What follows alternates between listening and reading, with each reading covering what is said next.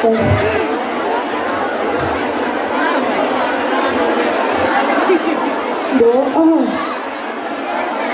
panitia, kalau memang tempatnya itu nggak mencukupi, pintu itu dibuka, tapi yang di luar itu mingkem, ya, jadi biar kedengaran tausiahnya Ustaz, dibeberin, disuruh duduk yang datang belakangan, tapi kayaknya masih ada deh tempat. Lah iya, yang tadi pagi itu loh, muat kok. Ini paling gede-gedean sesi siang.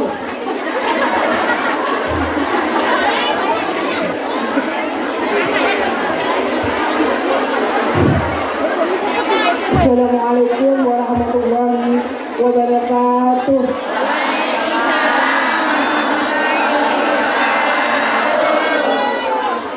Yang menjawab salam yang kedua kalinya mudah-mudahan rezekinya lancar, ibadahnya sehat, penyakitnya diangkat oleh Allah. Assalamualaikum warahmatullahi wabarakatuh.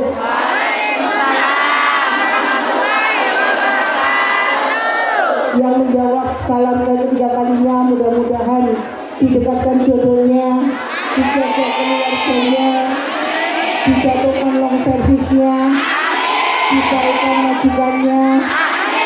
Assalamualaikum warahmatullahi wabarakatuh.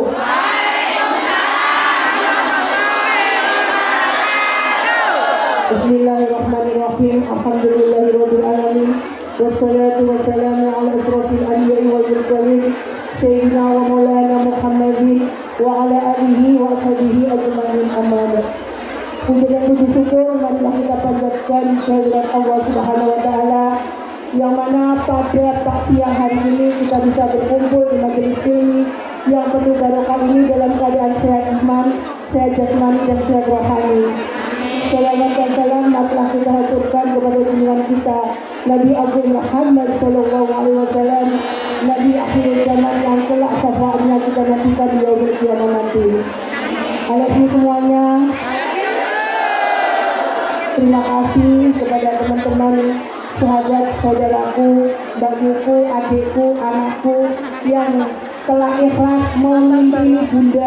mengikuti Bunda setiap yang saya up di Facebook maupun di Instagram saya. Terima kasih atas keikhlasan panjenengan. Panjenengan sudah terlilit dengan transfer keluarga, tapi panjenengan tidak lupa dompetnya lebih ayem diisi dengan kertas, yaitu infak masuk. Hanya Allah yang bisa mengganti, mudah-mudahan dimudahkan segala masalah panjenengan. Dan terima kasih kepada beliau Ustaz Hanan Ataki beserta keluarga yaitu Umi. Terima kasih telah dengan ikhlasnya melangkahkan kakinya dari Bandung menuju ke Hong Kong. Kalau dicapai dengan lari atau jalan kaki mungkin 100 tahun ya Ustaz ya enggak sih, mungkin 1 tahun ya Ustaz, tapi alhamdulillah sekarang ada pesawat cuma 4 jam. Inilah wajah-wajah yang telah menggerakkan Ustaz, inilah para mujahidah yang telah memberangkatkan Ustaz dari Bandung menuju ke Hong Kong. Inilah Ustaz, hanya doa. Kami mengharap doanya Ustaz untuk kesuksesan kami, bahwa kami dari PT dalam keadaan sehat berangkat ke Hong Kong berguna, yaitu tujuan kami untuk mencari rezeki agar masa depan anak-anak kami tidak seperti kami jadi babu, jadi komian Ustaz, agar nasib anak-anak kami lebih baik dari kami. Doakan kami Ustaz, mudah-mudahan kami berangkat dengan sehat, pulang juga dalam keadaan sehat. 2024 kemarin banyak pejuang yang meninggal dunia. Mudah-mudahan 2025 banyak pejuang yang sukses dan seterusnya. Nanti Ustaz mendoakan kami di akhir tausiahnya. Sekarang kita mendoakan Ustaz, kado terindah kami tidak bisa kasih barang apapun kecuali doa Al-Fatihah. Ikhlas napa mboten? Ustaz kemarin itu ulang tahun nggih, milad yang ke-43. Siapa yang bareng sama Ustaz? Tapi Ustaz nggak mau, Ustaznya 34. Ya udah 18 tahun ya. Kita doakan mudah-mudahan Ustaz panjang umur.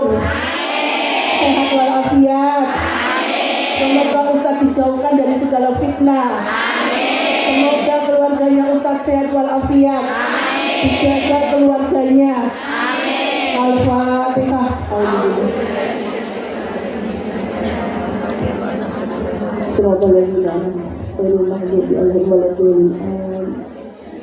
Hanya ini yang kami persembahkan, kado yang tertunda di ulang tahunnya Ustadz pas di Hongkong.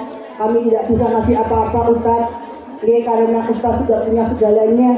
Kalau kami mau ngasih sepatu, nanti Ustadz akan membawa toko sepatu nanti kalau satu-satu. Tapi kalau Al-Fatihah adalah sepanjang hidupnya Ustadz, mudah-mudahan doa kami diridhoi oleh Allah dan dikabulkan. Karena kami jelek-jelek begini adalah musafir Ustadz. Sebenarnya musafir itu mustajab Ustadz. Ini 1000 orang Ustadz, 40 orang aja udah mustajab, apalagi 1000 orang Ustadz. Malaikat untuk mendoakan. Jadi saya yang tahu dia yang Ustadz. Dan doa kami mudah-mudahan Ustadz gak mendengar kepada kami ya. 2 bulan lagi Ustadz sudah datang lagi ya. Ya, udah, amin-amin ya. Sekarang sudah saya akhiri. Mungkin panjenengan sudah mendengar sama saya. Ya, sekarang waktunya Ustadz, dan Bunda hanya minta maaf karena Bunda hanya bisa merentah dan membentak. Tapi kalau Bunda tidak membentak panjenengan ngalami Bunda kok jadinya sakit, ya kan? Masa Bunda katanya merentah mana? Iya, panjenengan itu jadinya nggak sering nyuruh Bunda ini gak dikemeng. Seharusnya panjenengan di setiap organisasi yang mengadakan itu manut kali ketua panitia nih, ya nak ya? Tapi itu teratur. Dah, saya akhiri. Wassalamualaikum warahmatullahi wabarakatuh. Kepada beliau Ustaz kami persilahkan.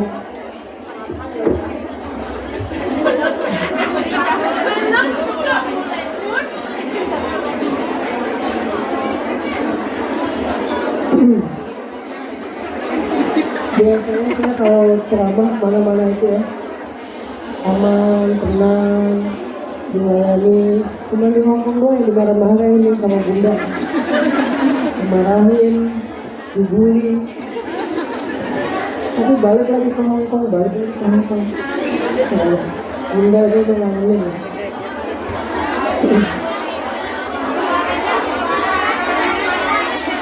Coba diamin semuanya, nanti kedengaran. Karena mereka kerempil. Oke.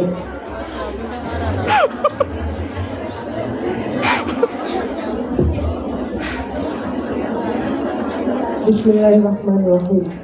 Assalamualaikum warahmatullahi wabarakatuh.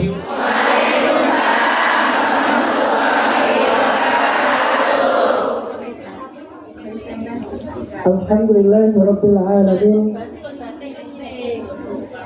Alhamdulillahilladzi bi ni'matihi tatimmus shalihat wa bi fadlihi tatanazzalul khairat wal barakat wa bi tawfiqihi tatahaqqaqul maqasid wal ghayat. Asyhadu an la ilaha illallah wahdahu la syarika lah wa asyhadu anna sayyidana Muhammadan abduhu wa rasuluhu alladzi la nabiyya ba'dah. Allahumma salli ala sayyidina Muhammadin wa ala alihi wa ashabihi ajma'in. Rabbana hab lana hukman wa alhiqna bis salihin. Rabbi shrah li sadri wa yassir li amri wahlul 'uqdatam min lisani yafqahu qawli, amma ba'd. Apa judul sharing kita pada siang hari ini?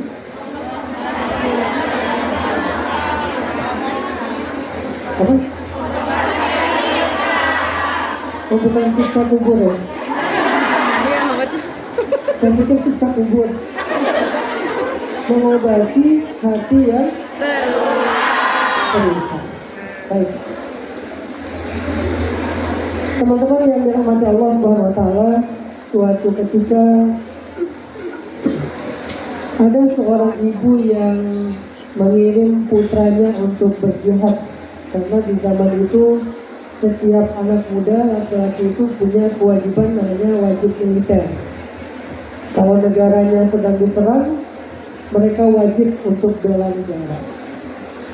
Nah, ceritanya ada seorang ibu yang mengirim putranya untuk berperang membela negara. Dia berangkat bersama beberapa orang temannya, tetangganya, pergi berperang. Setelah peperangan selesai, tetangga dan pemuda-pemuda di kampung itu pun pulang, dan mereka mendatangi rumah ibu ini. Tok-tok, assalamualaikum, waalaikumsalam, disuruh masuk. Sampai di dalam rumah mereka cerita, ternyata putra ibu ini telah meninggal dunia. Putranya syahid dalam peperangan. Jadi tetangganya, teman-temannya bawa pulang berita duka. Disampaikanlah bagaimana heroisme perjuangan putranya di medan perang. Dia adalah seorang anak muda yang pemberani, hebat, luar biasa semangatnya, dan Allah mentakdirkan dia mendapatkan pahala syahid. Mendengar berita duka tentang kehilangan putranya, karena sebelumnya ibu ini juga sudah kehilangan suaminya, dia nggak punya siapa-siapa di rumah selain putranya itu. Tapi sekarang putranya pun telah syahid. Sehingga ketika dia sudah mendengar berita syahid putranya, meninggal putranya, ibu ini bersedih, menangis. Dia sangat sedih, dia sangat terpukul, dia sangat merasa kehilangan, dia sangat terluka atas meninggal putranya tersebut. Kemudian ibu ini bertanya kepada anak-anak muda yang hadir waktu itu, yang membawa berita duka itu. Kata ibu ini, adakah di antara kalian seseorang yang hafal Al-Quran? Kemudian salah satu di antara pemuda itu angkat tangan, ya saya hafiz. Kata ibu ini, kalau begitu hiburlah saya dengan ayat Allah. Kalau begitu bacakanlah satu ayat Al-Quran yang bisa menghibur kesedihan saya, yang bisa mengobati luka di hati saya, yang bisa menenangkan saya ketika saya sedang sangat merasa kehilangan putra saya. Bacakanlah untuk saya ayat yang bisa menghibur dan mengobati hati saya.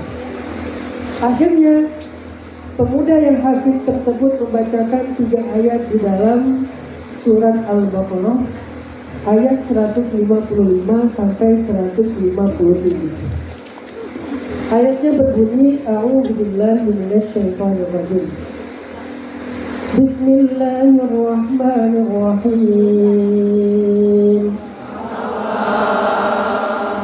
Wa lanabluwannakum bisyai'in minal khawfi wal ju'i wa naqsin minal amwal ونقص من الأموال والأنفس والثمرات وبشر الصابرين الذين إذا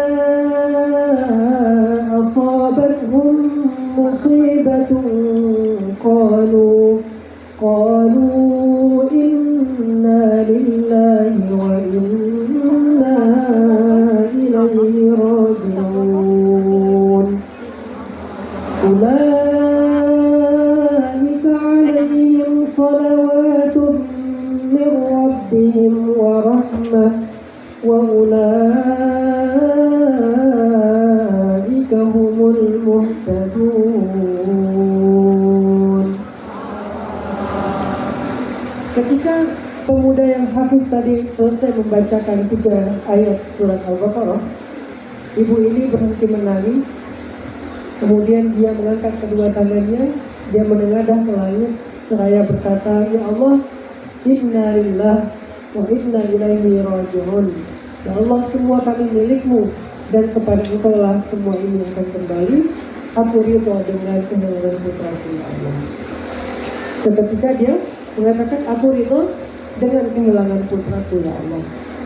Barulah dia kemudian masuk ke dalam rumahnya, ke dapurnya, dia siapkan makanan, dia hidangkan makanan terbaik untuk tamu-tamunya. Dia katakan, aku ingin menjamu kalian hari ini dengan kabar gembira kesyahidan putraku.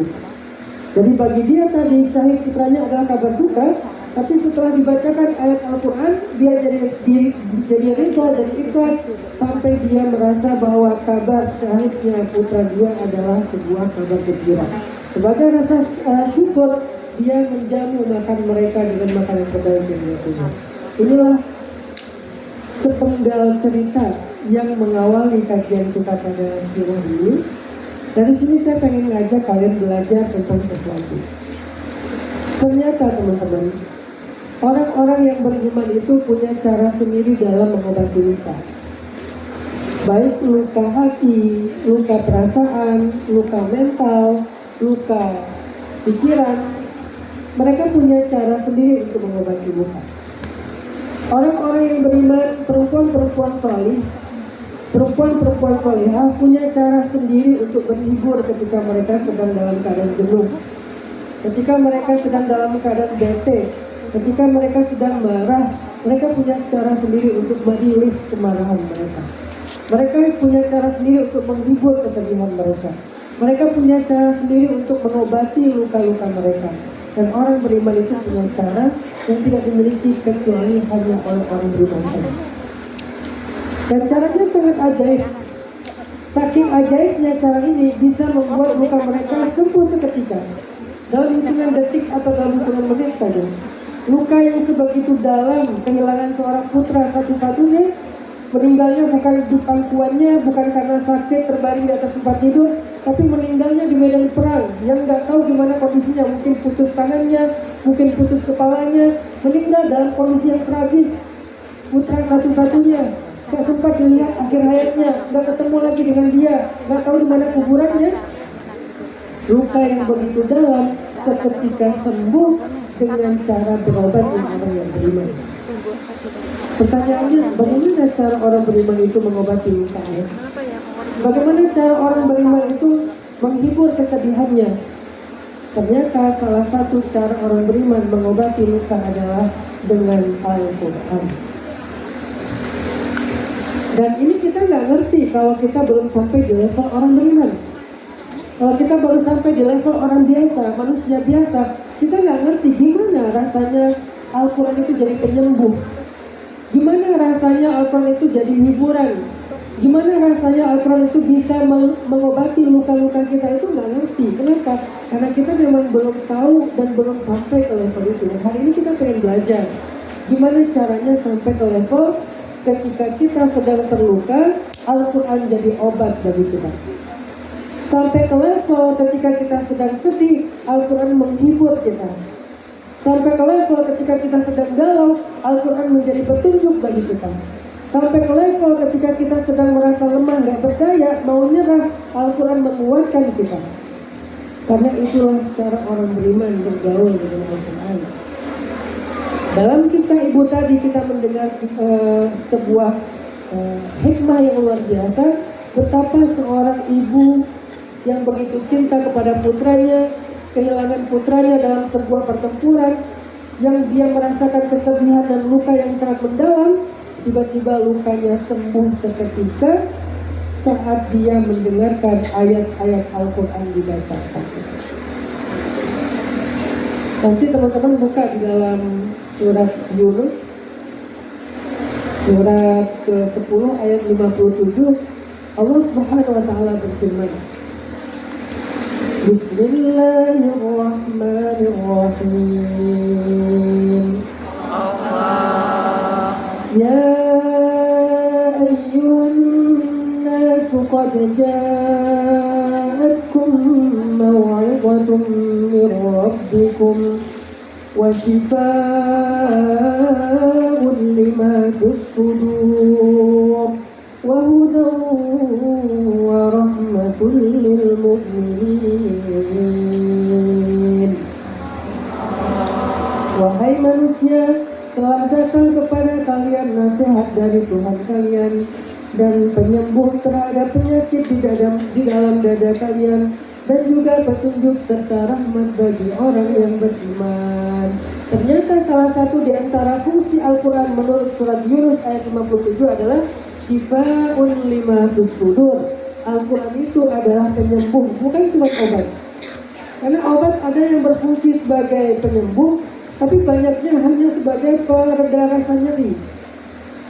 Kalau dalam obat fisik namanya painkiller. Namanya painkiller. Salah satu painkiller yang paling terkenal itu adalah paracetamol. Kita kalau minum paracetamol, Sembuh nggak? Nggak sembuh, cuman meredakan rasa sakit, nyeri. Sehingga akhirnya kita bisa tidur, gara-gara istirahat cukup lah, akhirnya kita bisa tidur. Jadi fungsi dari paracetamol itu bukan menyembuhkan, tapi meredakan rasa sakit atau nyeri. Istilahnya pereda nyeri, bukan penyembuh, peredanya nyeri. Bahasa medisnya painkiller. Painkiller itu yang paling ringan itu paracetamol. Untuk orang yang sakitnya udah parah kayak cancer segala macam, sampai dikasihnya morfin. Tapi dengan resep dokter ya, dan itu legal, boleh gitu. Dengan resep dokter, namanya painkiller. Itu obat, fungsinya bukan menyembuhkan, fungsinya hanya mereda rasa nyeri. Kalau di mental ada yang namanya mood stabilizer. Kalau di penyakit mental disebut dengan mood stabilizer. Jadi kalau misalnya ada orang yang sakit mental, lagi anxiety, bipolar, schizo, dan seterusnya, dia datang ke psikiater, nanti dikasih resep obat untuk menenangkan diri kalau lagi kambuh, namanya itu mood stabilizer. Dia minum pil itu, yang tadinya dia pengen ngamuk-ngamuk, tiba-tiba jadi tenang, nggak marah-marah lagi. Dalam masa tenang ini kemudian dia baru diterapi. Dan obat-obat ini fungsinya sebetulnya bukan untuk menyembuhkan, tetapi untuk menahan rasa sakit dan yang nggak nyaman pada diri seseorang. Itu fungsi obat. Tapi kalau Al-Quran, Allah menyebutnya sebagai dawa, sebagai obat, menyebutnya sebagai syifa, sembuh. Karena ada dawa yang menyembuhkan, ada dawa yang sekedar mereda rasa nyeri, ada dawa yang sekedar menghibur. Ada obat yang fungsinya cuma menghibur. Maksudnya apa? Kadang-kadang orang tua atau ibu gitu ya, karena untuk membuat anaknya tersugesti buat sembuh, dikasihlah kayak misalnya cuma dikasih disuruh makan apa gitu. Coba makan ini nanti kamu sembuh. Saya tuh pulang ke Tuban, Jawa Timur, ke tempat unik. Ketika saya lagi nggak enak badan sama kakak ipar saya malah dikasih es teh. Kan sekarang es teh lagi viral nih. Saya kalau lagi nggak enak badan, kan nggak enak badan tuh harusnya nggak boleh minum es ya, karena lagi demam kan. Sama kakak saya, kakak ipar saya dibilang, ini nih cepet waras nih. Ini es tehnya enak banget, kalau kamu minum ini pasti kamu sembuh, karena aku kalau lagi sakit minum ini sembuh. Akhirnya saya minum, dengan sugesti yang kuat dari dia, sembuh. Padahal cuma es teh. Mungkin yang jual es tehnya sih, udah haji kali ya, jadi sembuh gitu. Jadi yang saya maksud di sini ada yang kadang-kadang obat beneran, ada yang obat sugesti. Dan sebetulnya fungsinya bukan menyembuhkan, tapi memunculkan rasa nyaman, memunculkan sebuah kepercayaan bahwa saya bisa sembuh. Nah, itu namanya dawa dalam bahasa Arab. Belum tentu sembuh, cuman mereda rasa nyeri doang, namanya dawaun. Kalau yang benar-benar sembuh, namanya bukan dawa, tapi syifaun. Dan Al-Quran istilahnya bukan dawa, tetapi syifa. Nabi sering menyampaikan tentang bab dawa. Dawa min kulli da. Ini adalah obat untuk setiap penyakit, gitu kan? Obat untuk setiap penyakit. Tapi Al-Quran tidak menyebut istilah obat, menyebutnya istilah syifa, kesembuhan. Itu artinya salah satu di antara sifat Al-Quran itu adalah menyembuhkan. Al-Quran itu menyembuhkan, terutama untuk penyakit lima fi sudur, apa yang berada di dalam dada kita, sakit hati, sakit mental, sakit perasaan. Sakit perasaan itu kayak marah, sedih, kecewa, tersinggung. Sakit-sakit yang berada di dalam dada kita itu semuanya tentang psikologi kita, psikis kita. Itu obatnya yang bisa menyembuhkan, kata Allah, adalah Al-Quran. Sedihnya seseorang akan hilang karena Al-Quran. Marahnya seseorang akan reda karena Al-Quran. Merasa bimbangnya seseorang akan menjadi tenang karena Al-Quran. Kenapa? Karena Al-Quran itu sifatnya syifaun lima fis sudur. Firman Allah di dalam surat Yunus ayat 57. Maka itulah yang terjadi kepada ibu tadi. Ketika dia sedang sedih, dia merasa kehilangan, dia sedang berduka, dia sedang panic attack karena berita buruk itu dalam keadaan sangat sedih, sangat kecewa, sangat kehilangan, sangat berduka, yang luar biasa lukanya. Tiba-tiba ibu ini karena dia seorang perempuan beriman yang solehah, dia bilang, adakah di antara kalian yang hafal Al-Quran? Karena kalau hafal Quran bisa membaca surat apa aja, ayat apa aja. Satu orang pemuda angkat tangan, ya ibu, saya hafal Al-Quran, kenapa? Tolong hibur saya dengan ayat-ayat Allah. Dia nggak bilang tolong hibur saya dengan akun TikTok yang lucu. Dia nggak bilang tolong hibur saya dengan berita-berita yang aneh. Dia nggak tolong hibur saya dengan belanja. Apa misalnya beli apa, kan shopping itu katanya hiburan ya. Walaupun setelah shopping jadi besok lagi karena habis duitnya. Jadi stres gitu. Uang tabungan tiba-tiba habis. Tolong hibur saya dengan ajak saya jalan-jalan ke luar negeri. Enggak, dia nggak ngomong kayak gitu. Dia ngomongnya tolong hibur saya dengan ayat Allah. Tolong hibur saya dengan ayat Allah. Akhirnya laki-laki ini, anak muda yang hafiz ini membacakan firman Allah di dalam surat Al-Baqarah ayat 155 sampai 157. Apa arti ayatnya? Sesungguhnya, kata Allah, kami pasti akan menguji manusia dengan sedikit rasa takut, dengan sedikit rasa lapar, dengan sedikit kekurangan dan kehilangan, baik jiwa maupun buah-buahan, dan sampaikanlah berita gembira kepada orang-orang yang sabar. Ini hiburannya. Karena tadi sedih, gimana biar gembira? Allah menjanjikan sesuatu. Sampaikanlah berita gembira kepada orang-orang yang sabar. Wa basyiris sabirin. Siapa itu orang yang sabar? Siapa orang yang bakal dapat berita gembira setelah ini?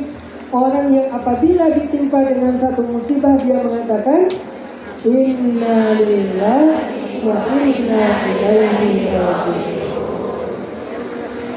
Orang yang dapat berita gembira, orang yang sabar adalah orang yang kalau ditimpa musibah, dia dengan penuh keyakinan dan kesadaran mengatakan, ya Allah, semua kami milik Engkau. Saya milik Engkau, suami saya milik Engkau, anak-anak saya milik Engkau, harta saya milik Engkau, ya Allah. Jadi jika Engkau mengambilnya kembali, itu bukan punya saya, jadi saya nggak layak untuk marah. Itu memang punyamu, ya Allah. Dia katakan itu dengan kalimat inna lillahi wa inna ilaihi raji'un. Lalu hatinya menjadi ridha, menjadi ikhlas dengan ketetapan Allah. Mereka itulah yang disebut orang sabar, dan mereka itulah yang mendapatkan berita gembira dari Allah. Apa berita gembiranya? Ulaika alaihim sholawatun min rabbihim wa rahmah. Mereka lah orang yang mendapatkan sholawat dari Allah. Ternyata Allah bukan cuma bersolawat kepada Nabi. Innallaha wa malaikatahu. Ternyata Allah bukan cuma berselawat untuk Nabi. Malaikat bukan cuma berselawat untuk Nabi. Ternyata orang-orang sabar juga dapat salawat dari Allah. Saking istimewanya orang yang sabar. Dan Nabi adalah pemimpinnya orang yang sabar. Nabi kita Nabi yang sangat sabar. Istri Nabi kita istri yang sangat sabar. Anak-anak Nabi kita anak-anak yang sangat sabar. Sahabat Nabi kita sahabat-sahabat yang sangat sabar. Dan Allah berselawat kepada mereka semuanya karena mereka adalah ahlus sabar, orang yang sangat sabar, orang yang sabirin. Apa arti salawat Allah? Salawat Allah itu adalah kemuliaan, ampunan, rahmat, kasih sayang, anugerah di dunia dan di akhirat. Itu semuanya masuk kategori salawat. Atau sebagian ulama tafsir mengatakan salawat itu adalah ampunan, kemuliaan dan surga. Itulah salawat Allah. Jadi setiap kali kita bersabar atas ujian, Allah menjaminkan surga untuk kita. Setiap kali kita sabar atas ujian, dijaminkan lagi surga. Setiap saat dijaminkan surga, diangkat derajat, dimuliakan, diberikan ampunan dosa. Itulah arti dari salawat. Sedangkan rahmat, karena salawat dan rahmat janjinya, sedangkan rahmat adalah anugerah-anugerah di dunia. Seolah-olah Allah mengatakan berita gembiranya itu ada di akhirat dan ada di dunia. Bukan cuma di akhirat, bukan cuma di alam kubur, bukan cuma di padang mahsyar, tapi berita gembiranya juga bakal dia dapatkan selama hidup di dunia. Warahmah dan rahmat Allah di dunia. wa ulaika humul muflihun, dan mereka itulah orang-orang yang beruntung. Siapa mereka? Orang yang sabar. Nah, ibu ini setelah mendengar ayat tersebut dibacakan oleh laki-laki yang hafiz tadi, langsung ngerti, oh ini ternyata makna dari ujian saya. Oh ini ternyata hakikat dari ujian saya. Sehingga beliau langsung berusaha untuk menjadi orang yang sabar, ingin mendapatkan berita gembira dari Allah. Sehingga ibu ini mengangkat tangannya dan mengatakan, Inna lillahi wa inna ilaihi raji'un. Ya Allah, aku ridho. Ya Allah, aku ridho. Ya Allah, aku terima kalau anakku syahid, dan itu yang terbaik untuk dia. Dia bukan milikku, dia milik Engkau ya Allah. Langsung ke dapur masak, dikasih hidangan sebagai rasa syukur atas berita gembira syahid kita. Ini contoh seorang perempuan solehah yang sembuh dari sakit, sembuh dari luka, sembuh dari kesedihan seketika setelah mendengar ayat Al-Quran. Ini poin pertama.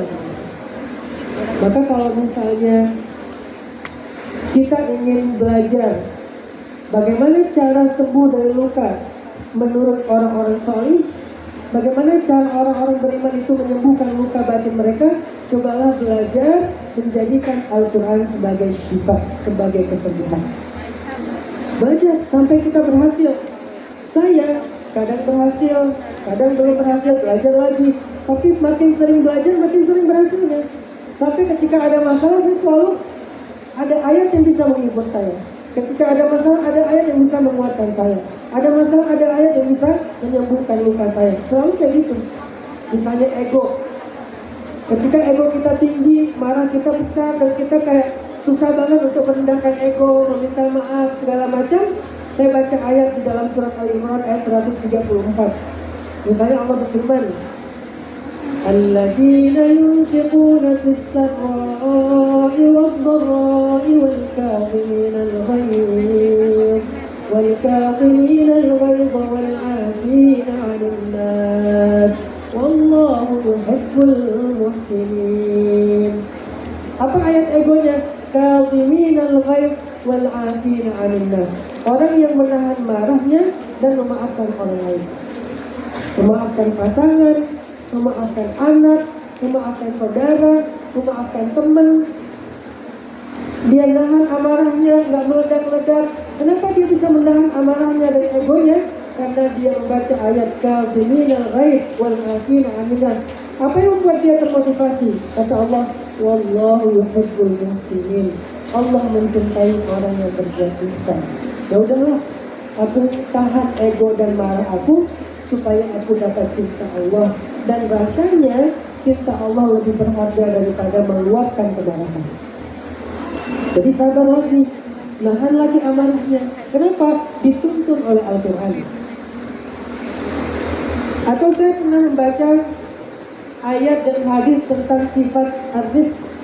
Allah itu maha rafiq, maha rizq.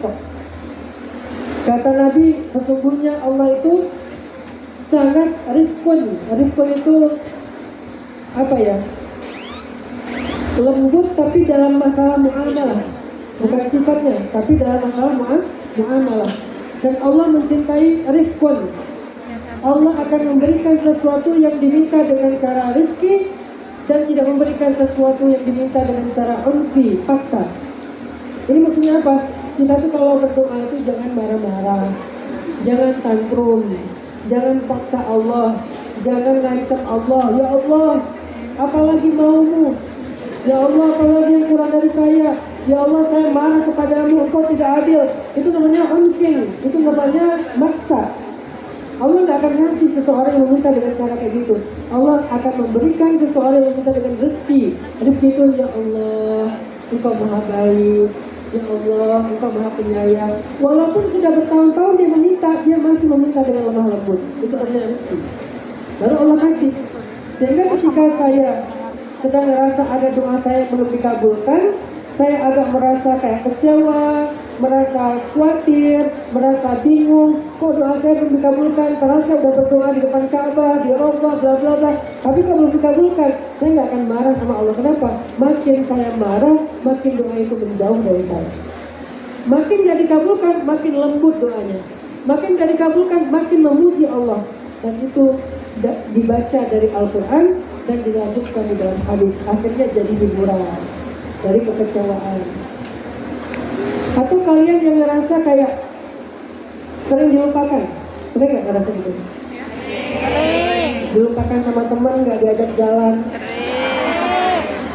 dilupakan sama pasangan, akhirnya WA-nya gak dibaca-baca, udah WA seharian gak di-read, dilupakan oleh orang yang kita bantu, gak diucapkan terima kasih, gak dihargai, gak di-mention, gak disebut. Kita sering ngerasa dilupakan sama manusia. Kok dia gak ingat ya jasa-jasa aku, kok dia gak ingat ya kebaikan aku, kok dia gak ingat ya ulang tahun aku misalnya. Giliran dia ulang tahun kita ngasih dia hadiah, giliran kita ulang tahun ucapan aja gak ada, dilupakan. Merasa dilupakan oleh manusia, dilupakan oleh keluarga, dilupakan oleh teman, itu nggak enak, itu sedih banget.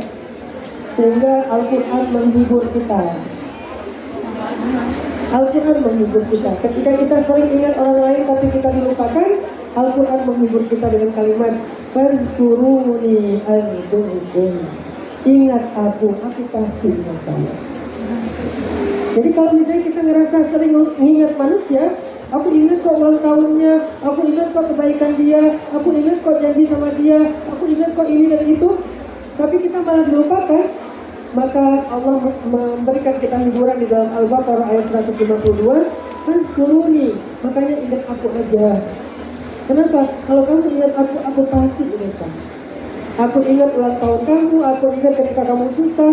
Kita kan sering ya, kayak ngerasa udah perhatian dan ingat kepada teman yang lagi susah, tapi pas kita lagi susah dia yang lupain kita. Maka Allah bilang, Fadhkuruni, ingat aku aja, adzkurkum. Ingat aku ketika kalian sedang senang dengan cara bersyukur dan bilang Alhamdulillah. Nanti aku akan ingat kalian ketika kalian susah, dan aku gak akan meninggalin kalian. Itu hiburan buat kita. Oh iya, memang kalau manusia itu pelupa, yang maha mengingat itu Allah.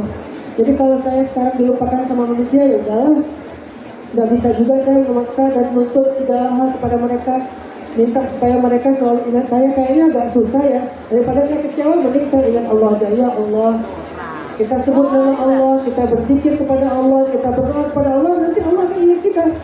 Begitu kita punya masalah, Allah yang ingat kita. Begitu kita berdoa, Allah tahu banget tentang kita masalahnya lagi apa. Ini hiburan Al-Quran untuk orang yang sedang merasa ditinggalkan dan dilupakan. Fadhkuruni adzkurkum. Jadi kalau kalian lagi ngerasa lagi dilupain orang-orang yang penting, orang-orang yang kalian harapkan mengingat kalian, coba ulang-ulang Al-Baqarah 152. Fadhkuruni adzkurkum, Fadhkuruni adzkurkum. Oh iya, Allah yang maha mengingat, bukan manusia. Hiburannya kayak gitu. Atau kalian yang lagi ngerasa kayak gak punya teman dekat untuk curhat, sesekali curhat sama teman, dia curhat balik jadi adu nasib.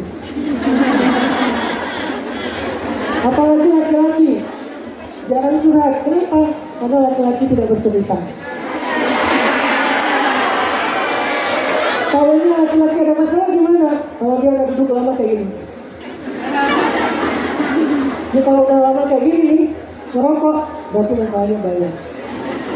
Kalau saya, karena saya nggak suka ngerokok, kalau saya udah kopinya pahit, berarti masalahnya banyak. Kalau kopinya manis, berarti enggak. Tadi bunda, kopi saya manis sama pahit.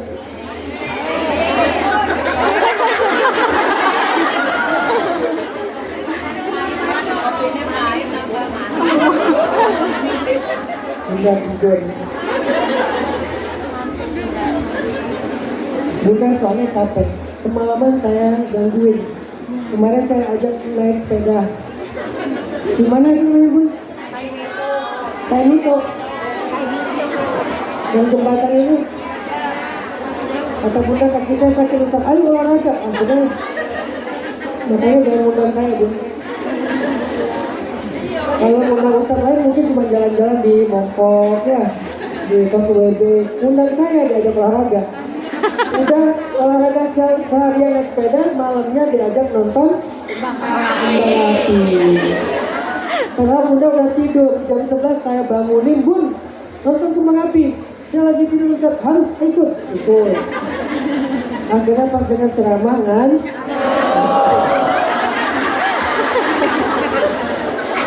itu sebenarnya ngantuknya bunda sama ngantuknya kalian. Kalau kita ngantuknya karena bosan, kita ngantuknya karena males, bunda ngantuknya karena capek berjihad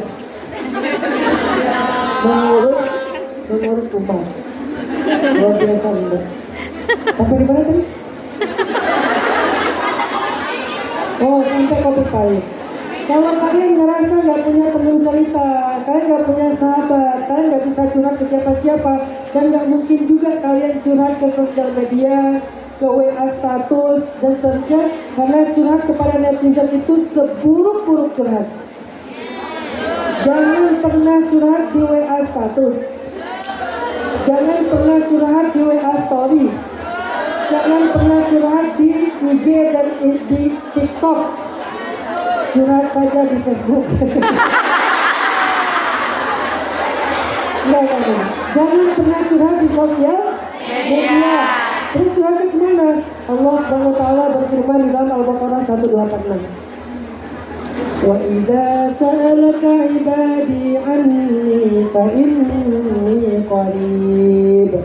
Ujibu da'watad da'i idza da'an. Kalau hambaku bertanya kepadamu tentang aku, katakanlah kepada mereka, sesungguhnya aku dekat. Aku dekat. Aku sahabatan sama kamu, aku gak jauh. Ujibu da'watad da'i idza da'an.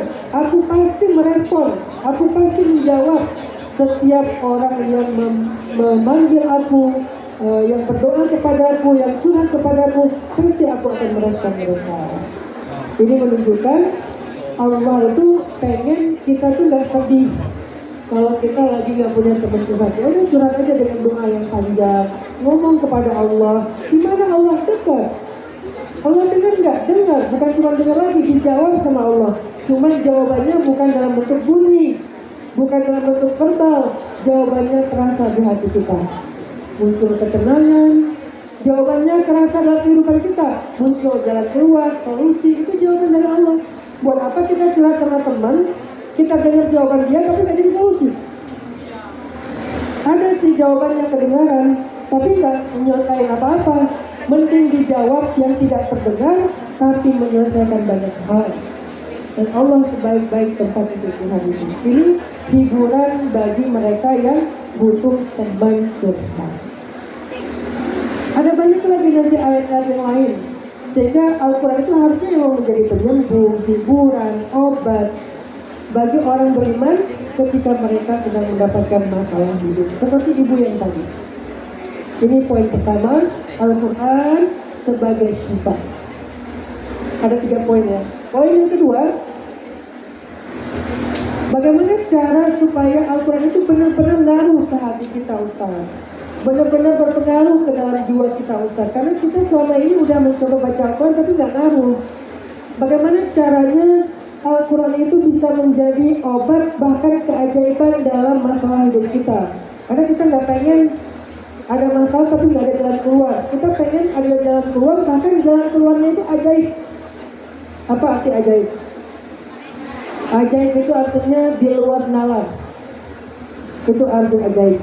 Jadi kalau Al-Quran menjanjikan keajaiban, berarti jalan keluarnya itu yang nggak pernah kita pikirkan. Di luar nalar kita. Min haitsu la yahtasib. Dari jalan-jalan yang tidak terduga. Itu namanya ajaib. Dari bahasa Arab yang itu bahasa Indonesia. Ajaib jadi ajaib. Bagaimana cara mendapatkan jalan keluar yang ajaib? Walaupun kita nggak bisa mikirin secara logika kita, kayak ini nggak ada jalan keluar deh. Ada, karena nggak ada yang nggak mungkin bagi Allah. Gimana caranya? Supaya Al-Quran itu bisa menyembuhkan luka terdalam kita, menyembuhkan marah terbesar kita, mengurangi beban terberat kita, melapangkan dada kita yang sangat sempit waktu itu. Gimana caranya? Apa syaratnya? Poin yang kedua tadi adalah kita tidak bisa menjadikan Al-Quran sebagai obat dan penyembuh kecuali kalau kita iman, yakin dan percaya kepada ayat-ayatnya. Syaratnya yakin dan percaya.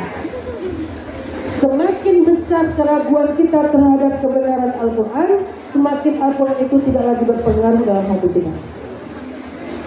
Semakin besar ruang keraguan di dalam hati kita terhadap Al-Quran, semakin Al-Quran itu tidak akan jadi lagi keajaiban dalam hidup kita.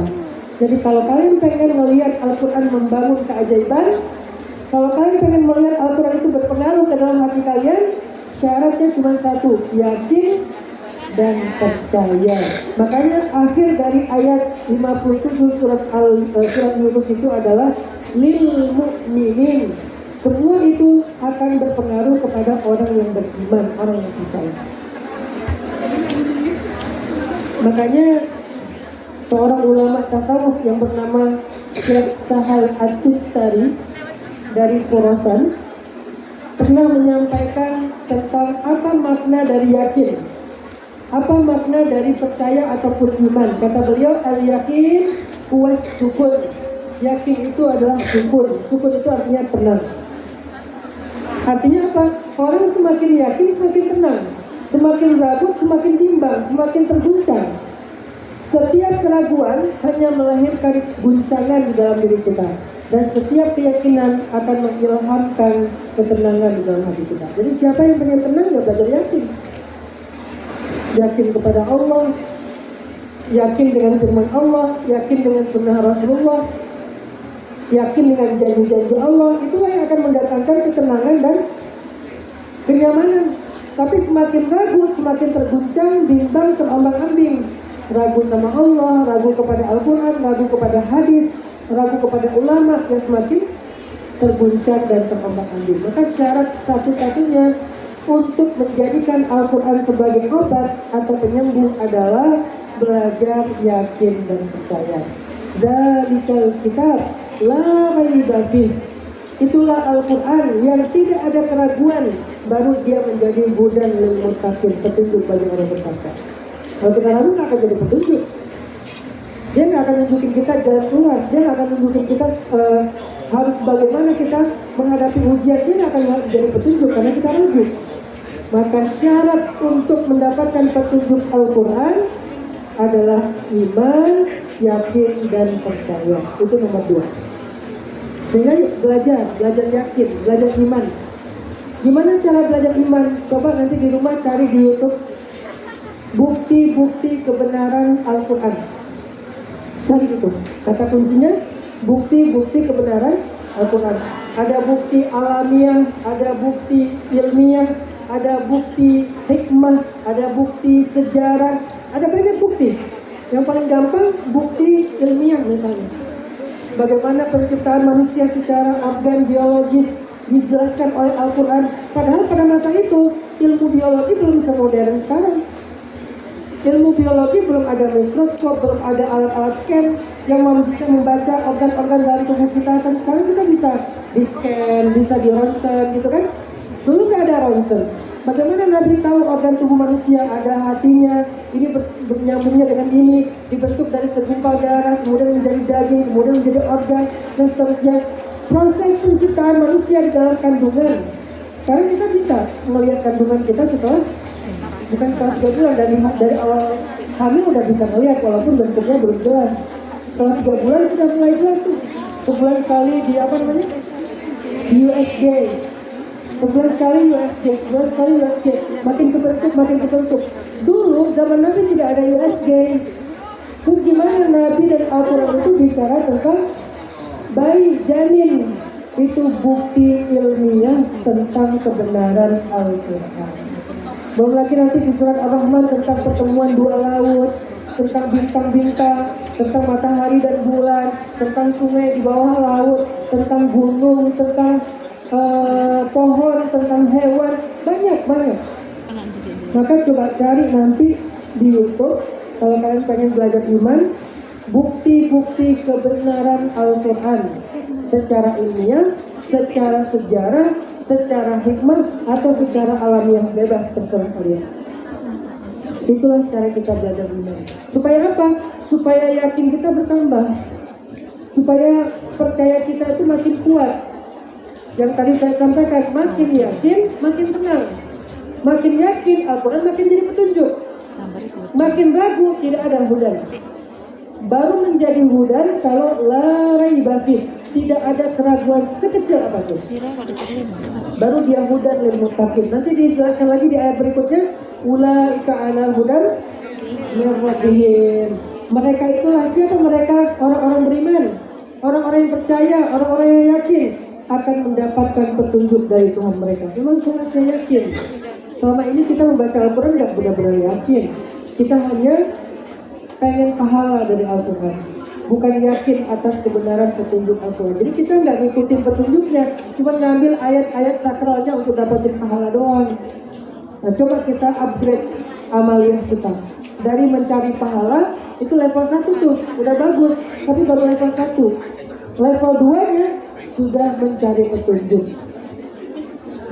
Level 1 membaca Al-Quran itu mencari pahala, 1 juz, 2 juz, khataman, 1 huruf ada 10 kebaikan, 10 pahala. Itu level 1. Tapi kalau kita cuma di level 1, kita punya masalah dalam hidup, kita nggak akan dapat jalan keluar. Walaupun baca Al-Qurannya udah berpahala. Sekarang coba upgrade, naik level 2. Saya membaca Al-Quran bukan hanya mencari pahala, tetapi mencari petunjuk hidup. Saya membaca Al-Quran mencari petunjuk hidup, bukan cuma mencari pahala. Dan saya tidak akan mendapatkan petunjuk itu kecuali dengan satu syarat. Saya percaya, saya yakin, saya beriman dengan semua ayat yang Allah bawa. Semuanya benar, nggak ada yang salah, nggak ada yang bohong, nggak ada yang ngeprank saya. Semuanya benar. Mau saya ngerti atau saya nggak ngerti, semuanya benar. Itulah yang kita belajar yakin. Dan itu ada di rukun iman. Salah satu di antara rukun iman yang benar adalah percaya kepada Alkitab, Al-Quran. Jadi kalau kita membaca ayat, kita masih mikir, benar nggak ya? Emang Allah akan menunaikan janji ini? Emang ada janji kayak gini? Bahwa orang-orang yang sabar itu akan mendapatkan berita gembira. Saya udah sabar, kok nggak gembira? Kalau gembira berarti udah mulai ragu. Dengan keraguan itu, Allah nggak akan memberikan apa-apa untuk kita. Tetap yakin. Tapi saya udah sabar 10 tahun Ustaz. Mau 100 tahun, mau 1000 tahun. Siapa yang 1000 tahun kurang 50? Nabi Nuh alaihissalam. Siapa yang minta anak selama 50 tahun? Nabi Ibrahim dan Nabi Zakaria. Siapa yang sakit belasan tahun? Nabi Ayub. Siapa yang terasing di bawah lautan yang sangat dalam ditelan sama ikan? Nabi Yunus. Siapa yang terusir dari kampungnya jauh sejauh-jauhnya? Nabi Musa. Artinya mereka juga pernah mengalami kondisi-kondisi yang berat, yang harusnya mereka jadi ragu. Ini bisa nggak ya saya pulang lagi ke Mesir? Ini bisa nggak ya saya keluar dari perut ikan? Ini bisa nggak ya saya dapatkan pertolongan Allah udah 950 tahun berdakwah? Ini bisa nggak ya saya punya anak padahal saya udah tua, istri saya sudah menopang, udah 50 tahun saya berdoa nggak punya anak. Ternyata mereka nggak berubah, masih tetap yakin. Doanya masih sama. Dari 50 tahun yang lalu sampai sekarang doanya masih sama, minta anak. Karena tulangnya sudah melemah, istrinya sudah menopang. Akhirnya Allah tunjukkan janji Allah. Nabi Ibrahim dan Nabi Zakaria sama-sama punya anak yang luar biasa. Nabi Ibrahim punya Ismail dan Ishak, Nabi Zakaria punya Yahya alaihissalam. Ini contoh yakin. Jadi poin yang kedua yang saya ingin share kepada teman-teman, kalian tidak akan bisa menjadikan Al-Quran sebagai petunjuk. Kalian tidak akan bisa menjadikan Al-Quran sebagai obat. Kalian tidak akan bisa menjadikan Al-Quran sebagai penyembuh kalau kalian ragu terhadap kebenaran Al-Quran. Sehingga challenge kita saat ini adalah bagaimana belajar yakin. Bukan di YouTube paling gampang. Saya nggak kasih tahu cara-cara lain karena banyak. Dan yang lain mungkin agak susah. Yang paling simpel itu cari aja di YouTube bukti-bukti kebenaran Al-Quran. Semakin banyak bukti yang kalian temukan, semakin kalian yakin. Dan yakin itulah yang akan menjadi jalan keluar dari setiap masalah kita. Cari aja di YouTube. Atau cari di sosial media juga boleh. Walaupun di sosial media kadang-kadang keluarnya agak acak ya. Tapi kalau di YouTube lebih teratur. Mau lebih spesifik lagi, nggak tahu di Hong Kong populer nggak pakai ChatGPT. Mungkin sebagian udah mulai pakai ChatGPT, AI. Kita cari di AI bukti-bukti ilmiah kebenaran Al-Quran itu keluar dari ChatGPT. Supaya apa? Supaya makin yakin. Nanti mau pakai referensi, cari dia referensi buku-buku tentang kebenaran Al-Quran. Walaupun kita nggak bisa baca bukunya, minimal kita tahu referensinya. Nanti cari di Google buku dalam bentuk PDF, e-copy atau software, baca kalau ada waktu. Kalau nggak ada, YouTube aja nonton yang ringan-ringan. YouTube Short misalnya, tapi tentang kebenaran Al-Quran ilmiah, kebenaran Al-Quran di lautan, kebenaran Al-Quran di gunung, dan seterusnya. Itu semuanya akan menambah iman dan yakin kita kepada Al-Quran. Itu poin kedua. Sedangkan poin yang ketiga dan terakhir, bagaimana caranya kalau kita udah yakin bahwa Al-Quran itu solusi, Al-Quran itu obat, Al-Quran itu penyembuh. Gimana cara kita menjadikannya sebagai hiburan atau solusi dan obat ketika kita sedang sakit, ketika kita sedang terluka, ketika kita sedang sedih? Gimana cara mengamalkan Al-Quran? Poin yang ketiga, saya pengen share sebuah tutorial cara menjadikan Al-Quran sebagai obat dan juga sebagai penyembuh luka mental kita. Caranya adalah baca atau carilah ayat-ayat yang tematik sesuai dengan tema masalah kalian. Kalau lagi ada masalah apa, cari ayatnya tentang itu. Dulu kami ketika masih belajar di pondok atau di Mesir, cara kami mencari ayat Al-Quran itu di sebuah kitab tebal namanya Fathur Rahman, kunci Al-Quran. Karena dengan kitab itu kita kayak menemukan indeks ayat-ayat apa. Misalnya mau nyari tentang kalimat zikir, itu keluar semuanya ayat-ayat yang berkaitan dengan zikir. Tawakal, keluar semua ayat-ayat yang berkaitan dengan tawakal. Sabar, keluar semua ayat-ayat yang berkaitan dengan sabar. Itu dulu namanya kitabnya Fathur Rahman. Cuman kalau kalian pakai kitab itu, kalian susah belajar bahasa Arab gundul dulu. Kita bahasa Arab kritik aja susah, apalagi gundul ya. Jadi saya nggak akan menyarankan cara-cara yang susah, yang bukan santri. Kalau untuk kita sebagai orang awam, paling gampang, lagi-lagi gunakan aja fasilitas teknologi. Bisa Google, bisa ChatGPT, bisa YouTube, bisa TikTok, bisa Instagram. Karena kita nggak mau buka sosmed hanya untuk hiburan aja, tapi bisa untuk belajar. Yang paling gampang balik lagi ya YouTube. Cari ayat dengan tema atau Google, cari ayat tentang apa yang kalian lagi hadapi. Misalnya sedang diuji dengan kegalauan, merasa galau dengan hasil takdir, pengennya ini tapi kenyataannya itu. Yang diincar cowok Korea, dapatnya cowok Indonesia. Yang diincar kulitnya putih, dapatnya sawo kematangan. Bukan matang lagi, kematangan. Yang diincar tingginya 2 meter, dapatnya 2 meter kurang 1 meter, banyak banget ya. Yang diincar misalnya lebih muda misalnya, berondong, dapatnya aki-aki misalnya.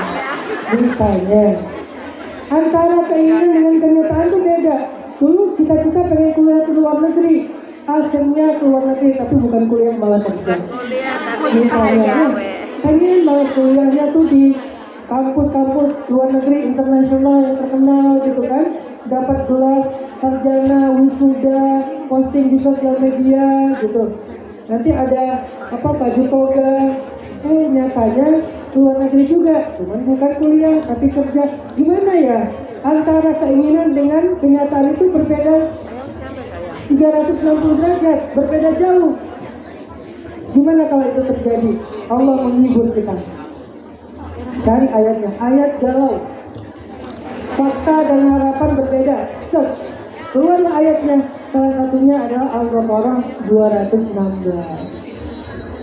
وَعَسَىٰ أَن تَكْرَهُوا شَيْئًا وَهُوَ خَيْرٌ لَكُمْ وَعَسَىٰ أَن تُحِبُّوا شَيْئًا وَهُوَ شَرٌّ لَكُمْ وَاللَّهُ يَعْلَمُ وَأَنتُمْ لَا تَعْلَمُونَ.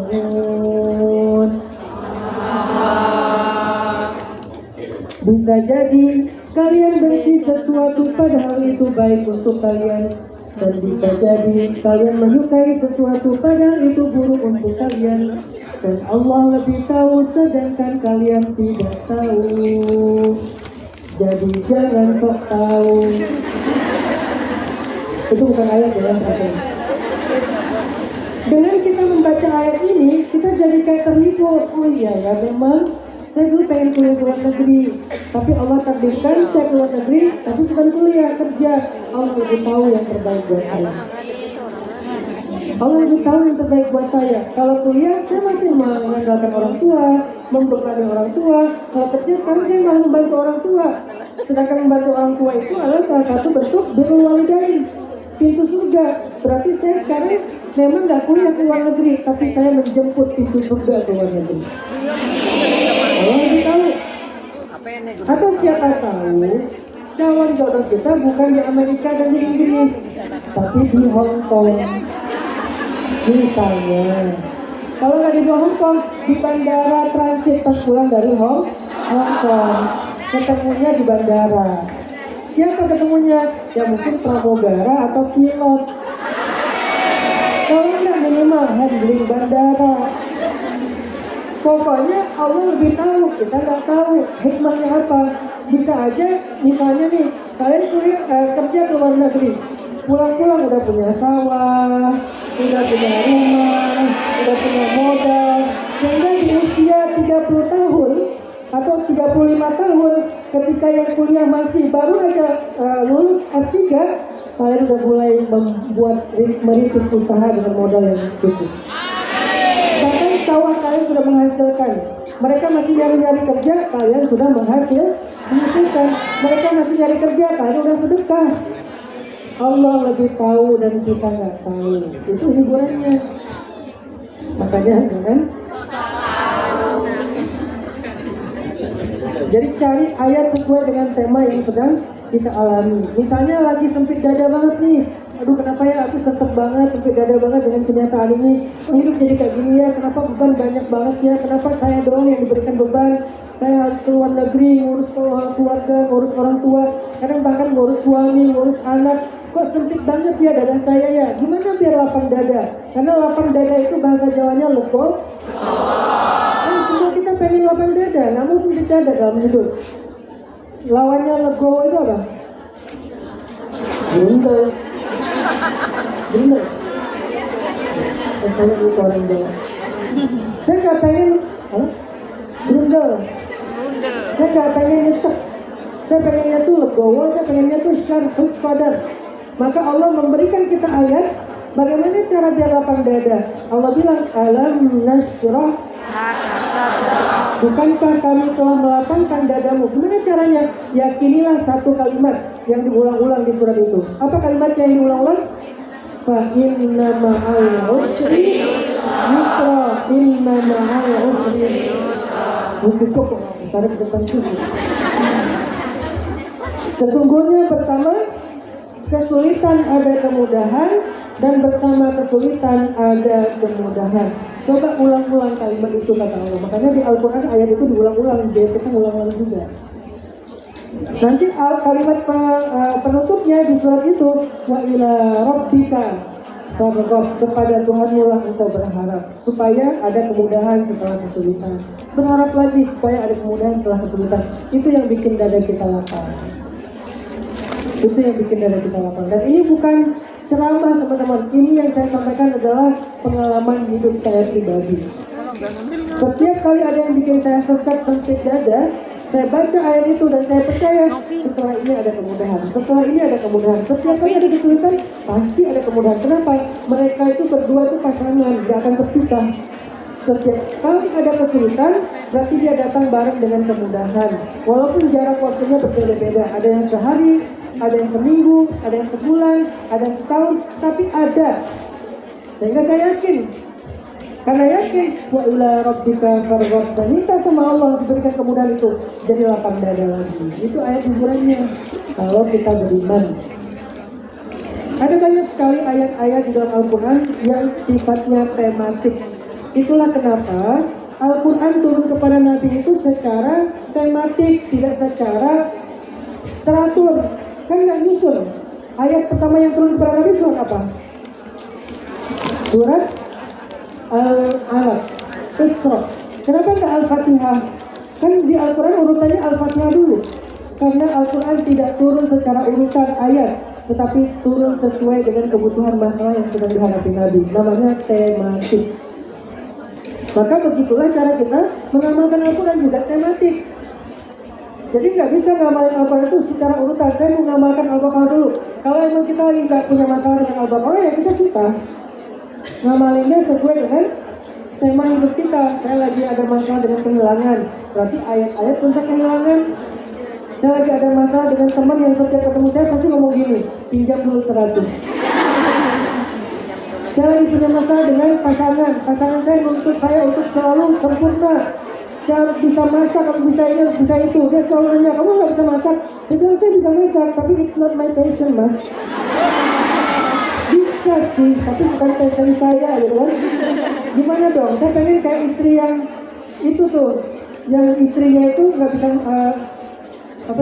bisa masak tapi nggak suka masak. Siapa? Ya itulah. Saya pernah ngajak di rumah dia. Saya ngeliat dia kayak ya santai banget gitu, nggak masak, nggak beres-beres, nggak apa gitu kan. Sama anaknya santai banget. Wah beda emang. Kalau uang belanja bulanannya udah berapa digit emang beda sih. Jadi kan banyak ibu-ibu se Indonesia Raya tuh pengen kayak Nikita ya.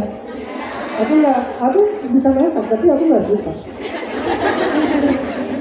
Sedangkan suami saya, ya Allah, setiap hari nuntut masak ini masak itu, ya rawon lah, ya pecel lah, ya apalah gitu. Lalu gimana? Ada ayatnya tentang fasolihatu qanitatun hafizatun lil ghaib. Perempuan soleh adalah ada kisahnya di surat Al-Mujadalah, ada An-Nur, ada At-Tahrim, ada banyak. Jadi Al-Quran adalah petunjuk kalau kita mau mencarinya dengan cara tematik. Cari tema apa? Masalah kalian apa? Kalau kita beriman bahwa itu benar, maka ayat itu akan jadi petunjuk dan jadi keajaiban dalam kehidupan kita. Saya kira itu aja karena waktu kita terbatas, sudah lewat 5 menit. Saya balikin lagi ke awal. Yang pertama, sebaik-baik obat dari setiap sakit dan luka di hati kita itu adalah Al-Quran. Karena Allah berfirman dalam surat Yunus ayat 57, Al-Quran itu sifat, pasti bisa nyembuhin. Yang kedua, gimana cara biar ayat itu bisa menyembuhkan kita? Harus dengan iman, yakin, nggak bisa dengan keraguan. Sedikit saja kalian ragu, maka ayat itu tidak akan berpengaruh ke dalam hati kalian. Yang ketiga, gimana cara ngamalinnya? Caranya amalkanlah secara tematik. Apa masalah kalian? Cari ayatnya, baca, ulang-ulang, renungkan. Semoga itu akan menuntun hati, kemudian memberikan kita pada solusi. Saya kira 3 hal itulah yang bisa saya sampaikan. Karena setelah ini masih ada sesi Umi Hanim, yang insya Allah menurut saya beliau lebih berilmu. Nanti akan menyampaikan materi yang lebih dalam lagi tentang masalah obat hati. Tapi sebelum kita masuk kepada sesi Umi, saya pengen ngajak teman-teman sekalian untuk menjalankan satu sunnah dan tradisi majelis ilmu. Apa tradisi majelis ilmu?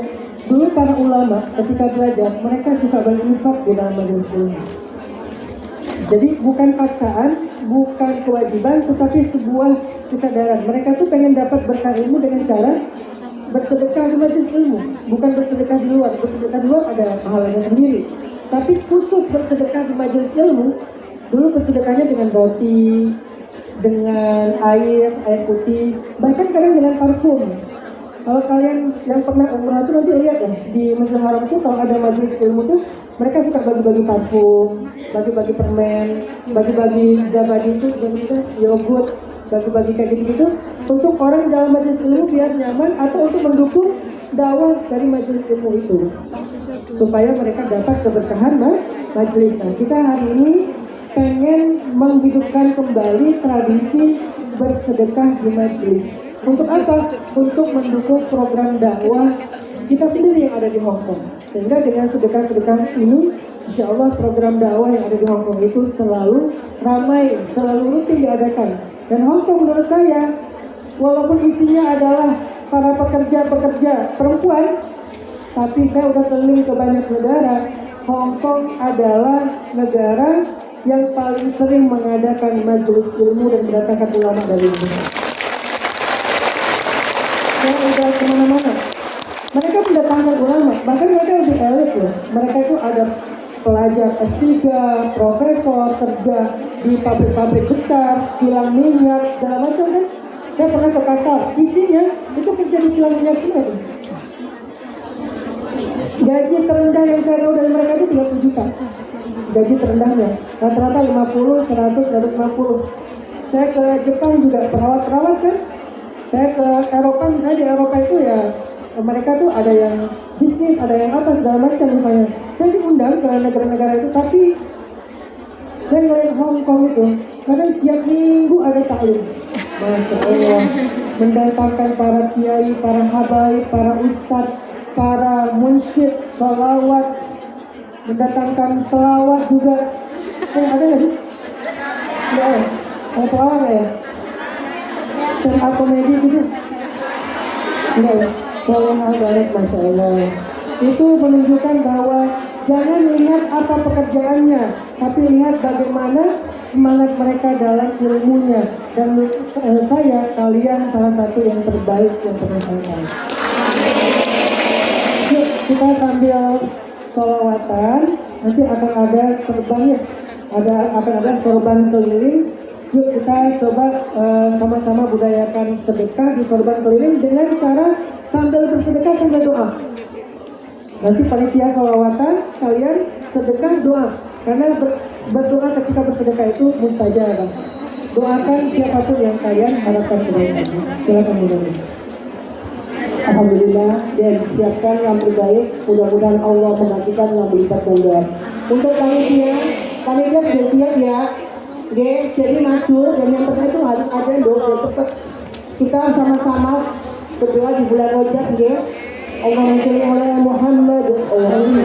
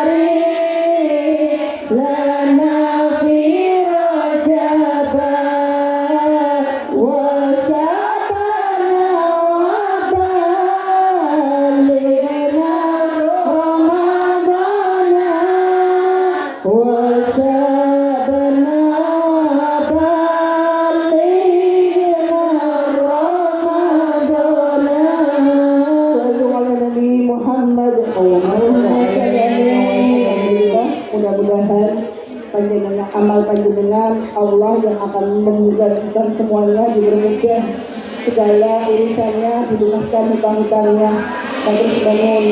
Kita lanjutkan untuk tausiah selanjutnya, yaitu Bihalim. Kepada beliau kami persilahkan. Bismillahirrahmanirrahim. Assalamualaikum warahmatullahi wabarakatuh.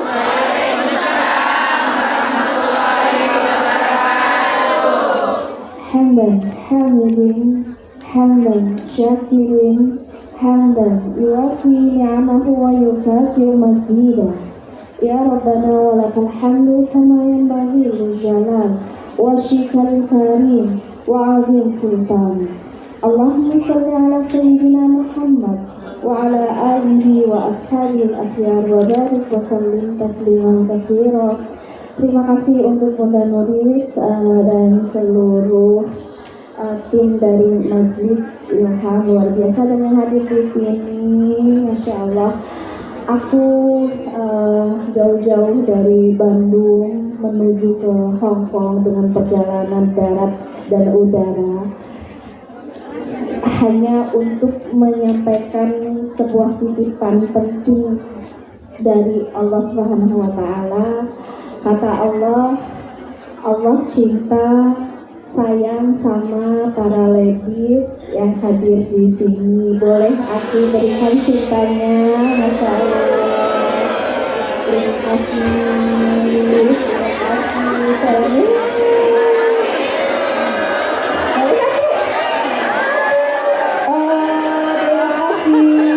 Luar biasa.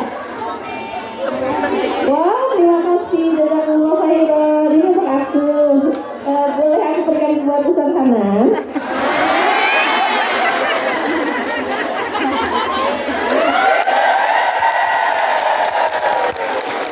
Terima kasih. Masya Allah, jazakallah khairan. Luar biasa. Inilah cinta. Cinta itu memang penuh riba. Ya kan, ada satu cinta di hatiku ternyata tumbuh. Di sini ada berapa bunda yang hadir? Ada 1000 cinta yang hadir.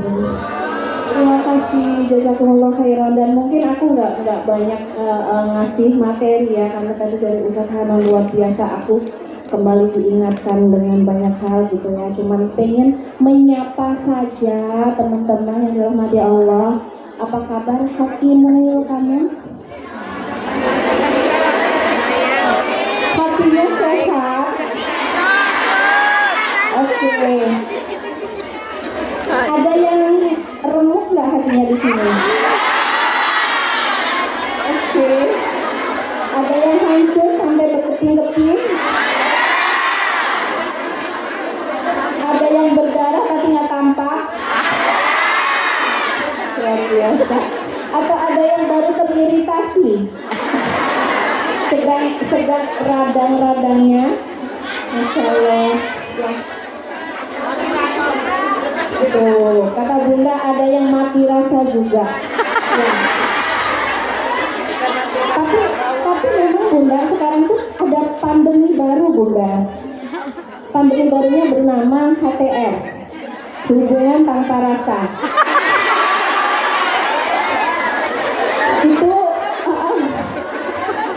Itu ada yang sudah terdiagnosa seperti itu? Oke, sudah ada yang seperti itu. Oke, sejak kapan terjadi? Allah sembuhkan ya, karena itu memang bukan penyakit yang tampak, bukan penyakit yang mudah. Susah juga loh punya hubungan tanpa rasa, status tanpa rasa. Luar biasa. Makanya di sini kita ngumpul bareng, kita ngumpul bahwa semua duka, luka, kepahitan ini mau dibawa kemana? Ya kan? Bahkan kita mungkin sering bertanya-tanya sampai OPT, ya Allah aku nggak tahu lukaku ini bakal sembuh dengan apa? Bener nggak? Sudah tahu obatnya apa?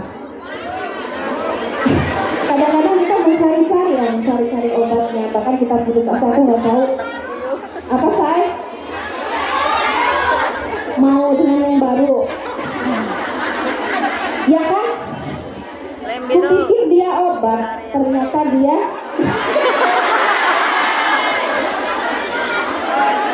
ya itu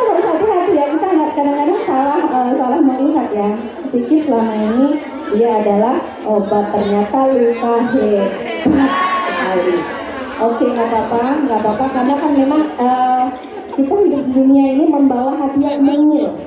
Kenapa kita serapuh itu, serentan itu, selemah itu? Karena yang kita bawa hanyalah hati yang mungil, kecil, tanpa kekuatan, kecuali bersama Allah. Luar biasa.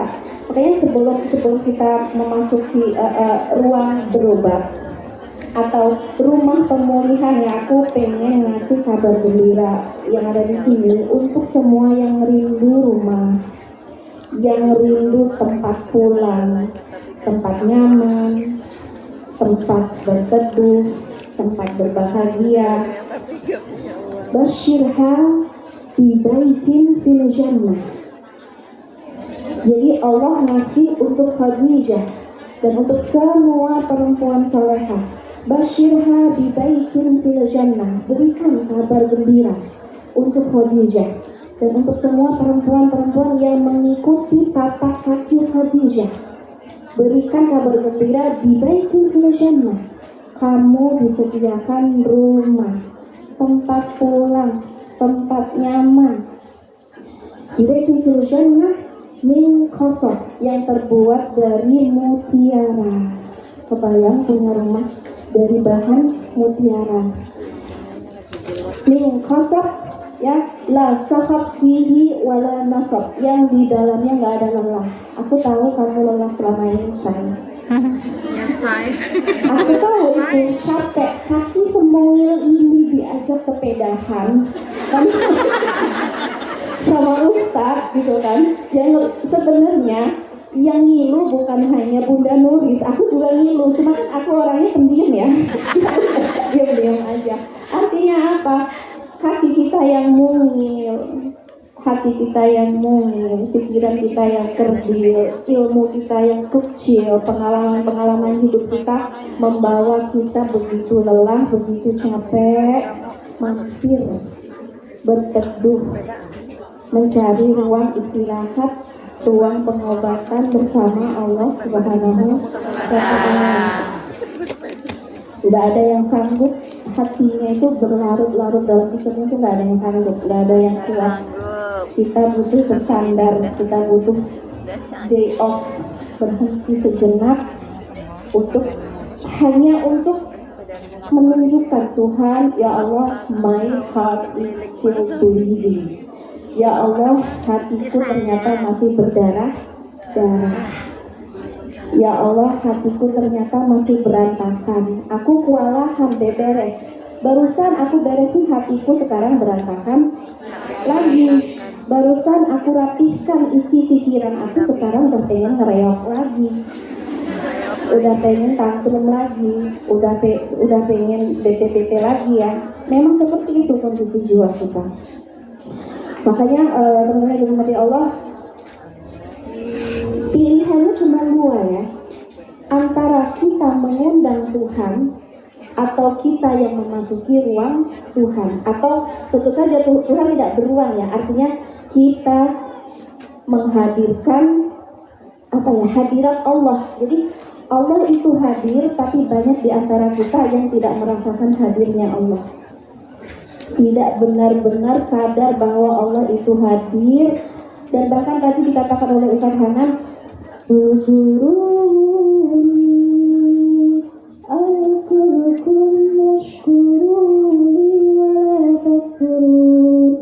semakan aku di hatimu. Hatimu yang mungil akan kuat kalau kamu semakan nama Allah. Hatimu yang lemah akan kuat, hatimu yang rapuh, hatimu yang berantakan akan kembali rapi jika bersama Allah. Jadi mungkin kita nggak tahu ya kapan muka ini akan sembuh, tapi setiap hari kamu harus ingin menunjukkan ke Allah, Allah ini kondisi hati aku saat ini dan detik ini. Aku benar-benar ingin menunjukkan, kalaupun ini akan bleeding sampai hari wafat aku, sampai kematian aku itu nggak ada yang boleh sia-sia. Aku dibayar dengan apa? Aku diganjar dengan apa? Ini yang harus kita pertanyakan ke Allah. Nggak apa-apa, karena awalnya memang kita transaksional. Aku mau dibayar apa? Dengan kondisi luka seperti ini, dengan kondisi duka, dengan kondisi kepahitan seperti ini.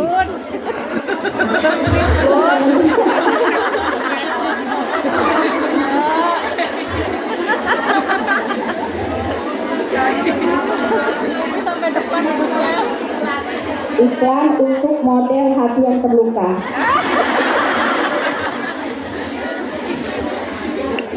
Oke, ya. Jadi kita jadikan luka, duka, kepahitan semuanya ini menjadi persembahan. Kamu sudah mempersembahkan apa untuk Rob kamu? Kayak kita memang merasa selalu kurang ya, ibadah jarang khusyuk, misalnya ketaatan juga kurang maksimal gitu. Yang kita punya cuma luka, bener nggak? Yang benar-benar kita rasain gitu. Ya udah, itu aja yang kamu jadikan persembahan, karena itu akan dihargai mahal. Gimana caranya luka duka itu jadi apa? Medal itu medali, menjadi piala mahal, piala mewah. Kayak tadi ya, seperti yang diceritakan Ustaz tadi, seorang bunda berduka, kemudian dia dengan imannya, dengan keyakinannya bisa transform, bisa merubah duka menjadi busyra, kabar gembira. Ini kemampuan mukmin. Kalau kita merubah luka jadi trauma, itu manusiawi biasa, belum mukmin. Merubah dari kecewa menjadi dendam, itu biasa manusiawi. Tapi seorang mukmin dia punya kekuatan lebih, merubah dari kecewa menuju yakin kepada Allah. No expectation. Kita belajar, oh ternyata manusia yang paling kita butuhkan, ternyata ya mungkin salah satu pelajarannya, dia memberikan kita pelajaran bahwa kita nggak butuh manusia. Kadang-kadang pelajarannya seperti itu. Oke, jadi teman-teman yang dirahmati Allah, pintalah dari Allah seperti yang apa ya, seperti yang kita pinta di setiap doa dalam sholat kita. Mungkin saatnya kita benar-benar mindful itu benar-benar apa ya, penuh kesadaran ketika kita mengucapkan Rabbi wajirli warhamni wajirli warfani warzuqni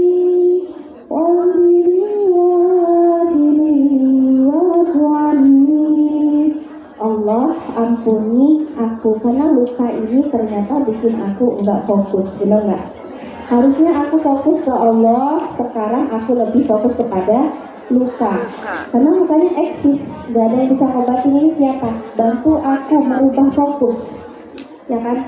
Ini fokus aku luka, gimana caranya bergeser menuju Rabbil Firli. Lakal arba hatta tarda. Apapun yang terjadi, I feel nothing. Coba.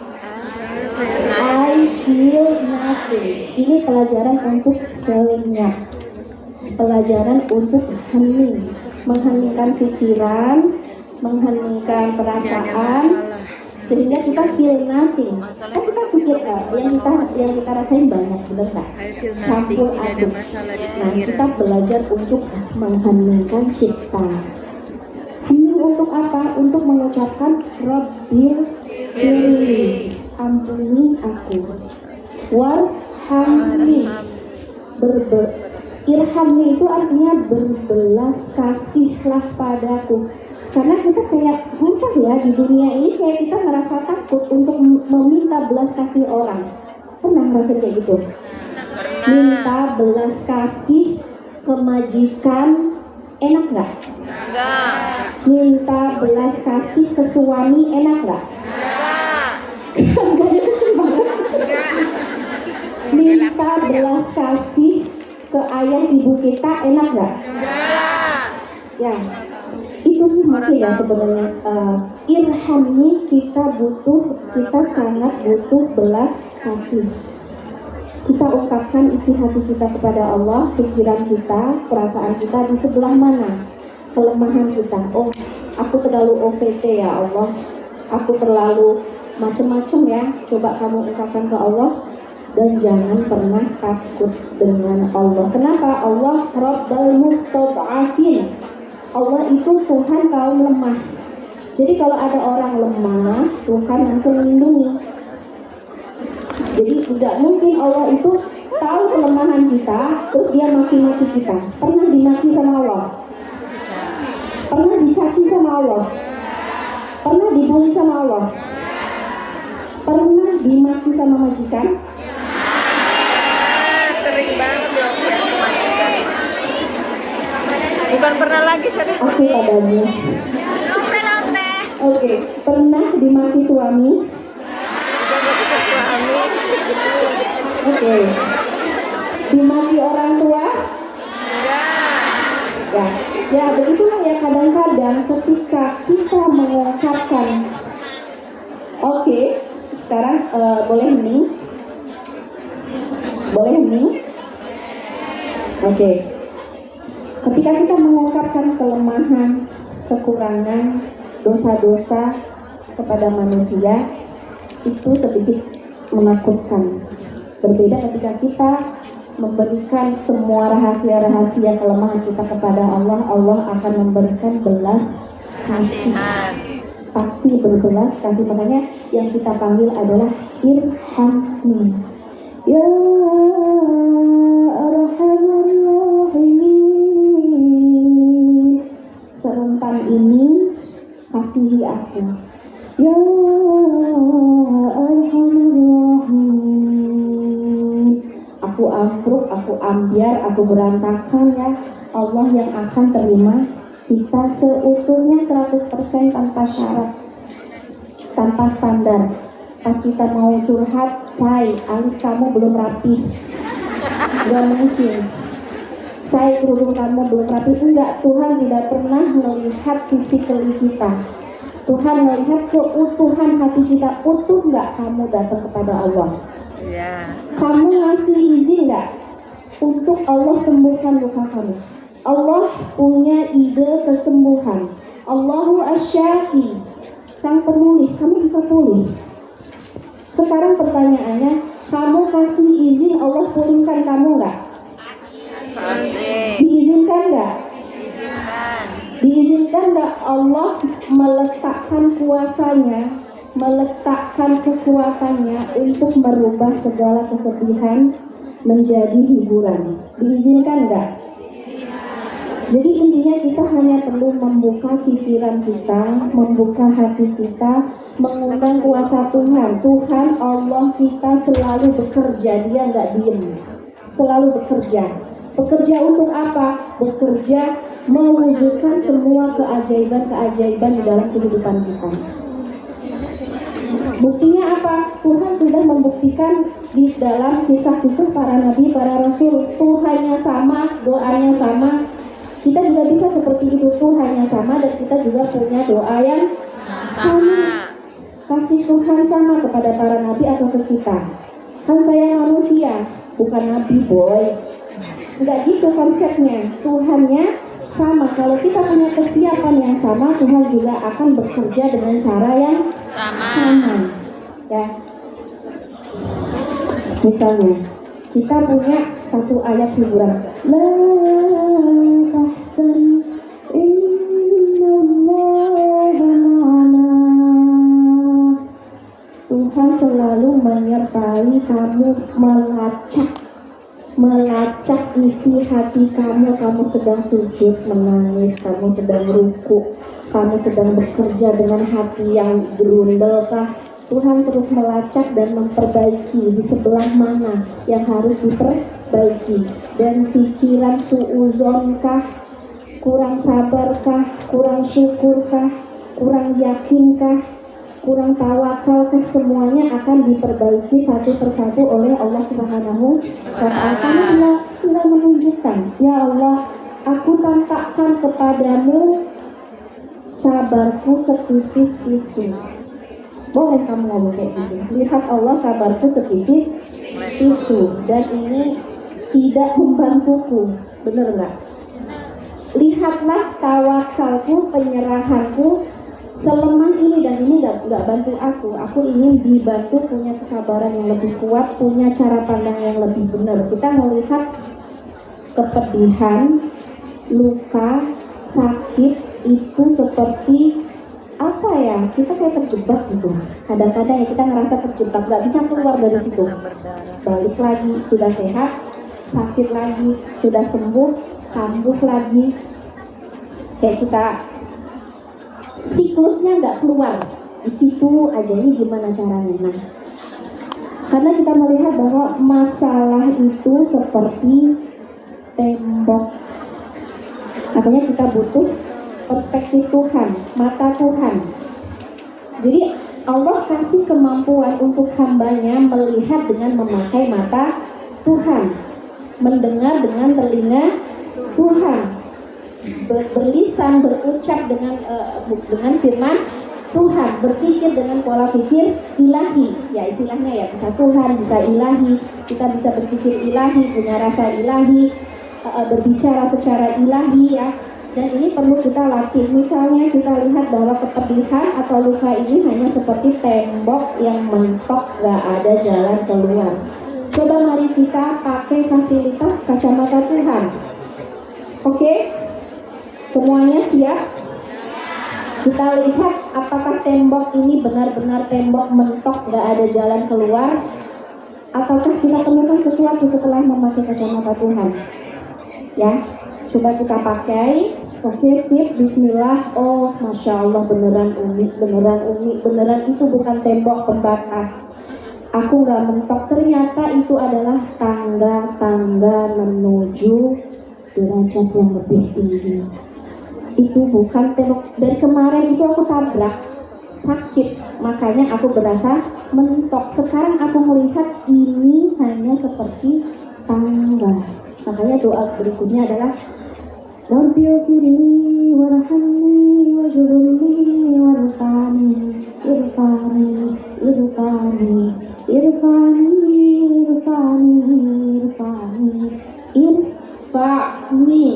Naikkan aku, lift me up, naikkan aku dari kondisi rendah menuju kondisi tinggi, dari kesadaran rendah menuju kesadaran tinggi, dari iman yang rendah menuju iman yang lebih tinggi. Lift me up, hold me down, jangan biarkan aku jatuh lagi. Karena ya kemarin memang aku jatuh lagi dan jatuh lagi, kayak gitu kondisinya. Kita minta dinaikkan oleh dinaikkan derajat kita, cara pandang kita, cara berpikir kita, sehingga kita nanti akan menemukan banyak sekali value. Value itu sebuah kualitas diri yang kita dapatkan ketika kita sudah melalui luka dan duka. Lift me up, hold me down. Jangan biarkan aku jatuh lagi. Keep me close. Keep me close. Biarkan aku selalu dekat denganmu. Biarkan aku selalu bersamamu. Jangan hempas aku, jangan jauhi aku.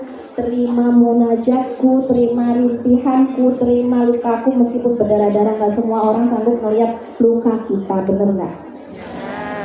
Gak semua orang sanggup mendengarkan curhatan kita, bener gak? Banyak diantara orang itu tutup telinga, males denger ceritanya. Kamu mah lebay, gitu aja tantrum, gitu aja kamu gak sanggup. Kayak entah ya seperti itulah kondisinya ya kadang-kadang. Makanya keep me close, sampai kita merasakan safe atau mendapatkan kondisi safe and sound. Safe and sound itu luka itu tidak lagi nyakitin kamu. Lukanya masih ada, say? Masih berdarah-darah, say? Oke. Puing-puing lukanya masih berantakan. Oke, ya kan? Kondisinya masih seperti itu. Tapi kita menuju kepada safe and sound. Mungkin luka macam-macam ya, ada yang tergores, ada yang kena api. Tujuan Tuhan, setiap luka yang terjadi padamu, sedang terjadi dan masih terjadi dan mungkin akan terus terjadi, tidak lagi nyakitin kamu. Bohong itu mah ngomong doang. Itu ada yang membuktikan. Siapa? Yang dia harusnya terluka tapi tidak terluka. Ibrahim alaihi salam. Apakah apinya dipadamkan? Apinya dimatikan oleh Allah? Tidak. Enggak ya. Api tetap menyala dan Ibrahim tidak Bakar. Gimana caranya? Coba belajar dari Ibrahim. Api tetap nyala tapi dia tidak terluka. Mungkin ujian ini masih ongoing, masih berjalan. Ternyata kita harus berada di dalam ombak. Ternyata kita harus tinggal di dalam badai. Ini gimana caranya badai ini tidak lagi no more hurting you, nggak nyakiti kamu lagi. Jadi sekarang luka kamu di mana, say? Masih ada? Masih? Ya, kamu taruh di mana? Di bawah kakiku. Di mana? Cek kaki. Dicek ya. Di mana lukanya sekarang? Di bawah kaki. Artinya apa? You can control your problem. Kamu sudah bisa menguasai situasi kamu. You are the master. Kamu tuannya, kamu majikannya, kamu majikan luka kamu. Jangan kebalik, luka kamu jadi majikan kamu. Kamu akan digerus, dipelintir, diulek, dan macam-macam ya. Oke. Jadi sekarang kamu sudah bisa merasakan nikmatnya berselancar, surfing di atas luka dan duka. Ini arti dari safe and sound. Jadi kamu tetap baik-baik saja. Kamu sehat ya. Lakal ubah hatta tarda. Lakal ubah hatta tarda itu lihat Allah, aku memujimu di dalam luka. Aku memujamu di dalam duka. Aku menyembahmu, aku menaatimu, aku bahkan terus melayani, melakukan persembahan-persembahan, peribadatan meskipun aku harus berada di dalam luka. Kenapa? Karena luka itu no more hurting me, nggak lagi nyakitin aku. Oke, jadi sebenarnya ini kualitas yang diinginkan oleh Allah.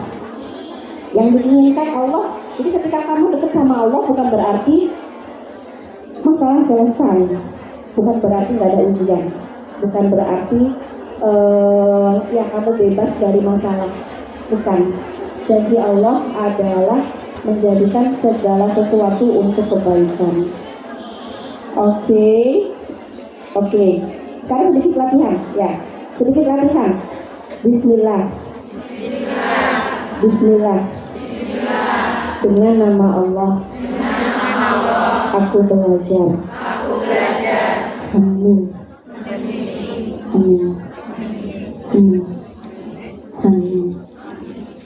Tidak ada apa-apa kecuali Allah. Aku tidak merasakan apapun kecuali pertolongan Allah.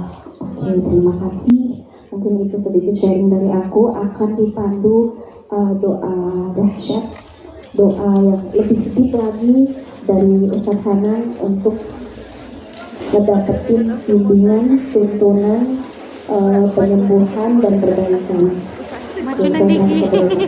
Mundur nggak bisa soalnya ini juga. Maju nang digi.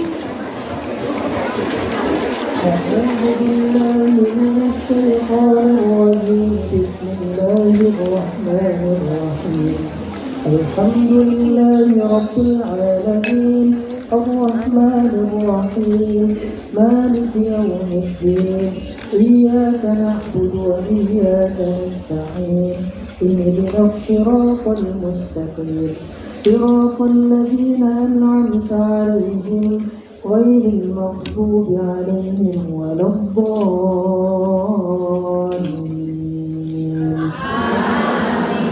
اللهم لك الحمد عدد خلقك ولك الحمد زينة عرشك ولك الحمد مداد كلماتك ولك الحمد يا حبيبنا حتى ترضى ولك الحمد إذا رضيت ولك الحمد بعد الرضا اللهم صل على سيدنا محمد في الأولين وصل على سيدنا محمد في الآخرين وصل على سيدنا محمد في الملأ الأعلى إلى يوم الدين وصل وسلم وبارك على سيدنا محمد وعلى آله وأصحابه أجمعين اللهم اغفر لنا ذنوبنا ولوالدينا وارحمهما كما ربيانا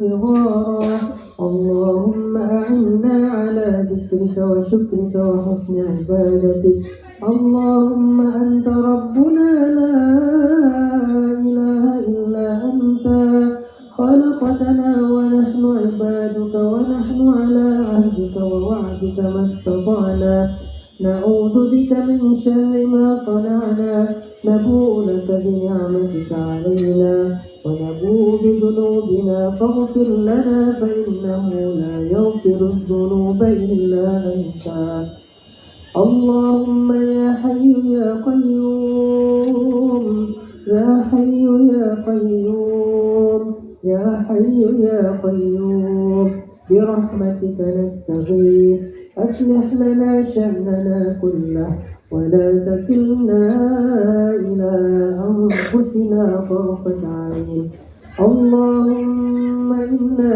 نسألك الهدى والعفاء والتقى والعفاف والغنى اللهم أعطي كل واحد منا مسألته واقضي كل واحد منا حاجته يا سامع الدعوات يا قاضي الحاجات يا رب العالمين اللهم ربنا هب لنا من أزواجنا وذرياتنا قرة أعين واجعلنا للمتقين إماما ربنا آتنا من لدنك رحمة وهيئ لنا من أمرنا رشدا واجعل لنا من كل ضيق مخرجا ومن كل هم فرجا ومن كل عسر يسرا اللهم إنا نسألك بأسمائك الحسنى وصفاتك العليا وبأننا نشهد أنك أنت الله لا إله إلا أنت الأحد الصمد لم يلد ولم يولد ولم يكن له كفوا أحد استجب دعوتنا يا مجيب السائلين يا مجيب السائلين يا الله يا الله يا رب العالمين. Doa Allah, ampunkanlah dosa-dosa kami ya Allah. Janganlah Engkau marah kepada kami atas setiap dosa yang kami lakukan, sengaja ataupun tidak sengaja. Dosa-dosa besar yang mencelakai ataupun dosa-dosa kecil yang menumpuk banyak. Jangan marah kepada kami ya Allah. Kasihanilah kami ya Allah. Bimbinglah kami dalam proses taubat dan memperbaiki diri ya Allah. Ya Allah, berikanlah kami taufik kepada kebaikan yang Kau ridhai ya Allah. Ya Allah, kepada Engkau lah kami berserah, kepada Engkau lah kami berpasrah. Kami titipkan segala urusan hidup kami kepada Engkau. Kami tidak mampu menjaga apa-apa yang menjadi sesuatu berharga dalam hidup kami. Ya Allah, kami pergi menjauh dari keluarga kami, dari orang-orang yang kami cintai ke negeri yang terasing ini. Kami tinggalkan pasangan kami, anak-anak kami, orang tua kami, harta kami, dan semua yang kami cintai di tanah air. Ya Allah, tidak ada yang bisa menjaga mereka. Kami tidak mampu menjaga mereka. Dari kejauhan ini, kami tidak bisa melihat mereka setiap hari. Kami hanya bisa menitipkan mereka kepada Engkau ya Allah. Kami titipkan mereka kepada Engkau yang Maha melihat, yang maha menjaga, yang maha mengurus, yang maha memelihara. Jagalah mereka kami ya Allah. Jagalah pasangan kami, anak-anak kami, orang tua kami, keluarga kami dengan penjagaanmu yang sempurna ya Allah. Ya Allah, jagalah diri kami di perantauan. Sudah kami tidak punya siapa-siapa di tengah kota ini. Tidak punya orang tua, tidak punya keluarga, hanya punya teman-teman yang semuanya juga punya amanahnya sendiri-sendiri. Jagalah kami dari orang-orang zalim, orang-orang durhaka, orang-orang yang tidak mengenalmu. Jadikanlah rezeki yang kami cari di sini rezeki yang halal, rezeki yang berkah, yang dengannya bertambah kebaikan kami di dunia dan akhirat. Jauhkanlah kami hal-hal yang haram, dari hal-hal yang syubhat yang akan merusak kehidupan kami di dunia dan akhirat. Ya Allah ya Rabbana, pertemukanlah kami kembali dengan keluarga kami dalam keadaan yang kau ridhoi, dalam keadaan yang baik, dalam keadaan semuanya mendapatkan kebahagiaan. Ya Allah, jadikanlah setiap perjuangan kami di sini jihad di jalan-Mu, mengangkat derajat kami di sisi-Mu. Rabbana atina fid dunya hasanah wa fil akhirati hasanah wa qina adzabannar. Walhamdulillahirabbil alamin. Al-Fatihah.